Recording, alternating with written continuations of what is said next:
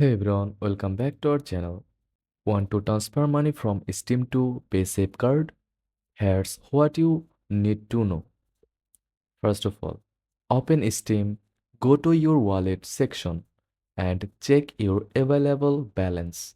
Steam doesn't allow direct withdrawals to Paysafecard or any other payment method. But don't worry, there's a workaround.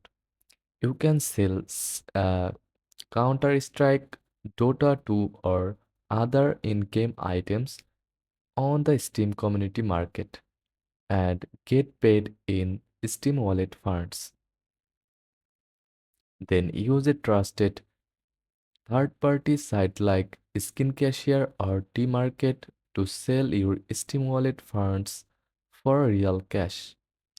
Once you sell your items, withdraw your earnings and choose Paysafecard as your payment method. And that's it. If this guide was helpful, don't forget to like and subscribe for more quick tutorials. Thanks for watching.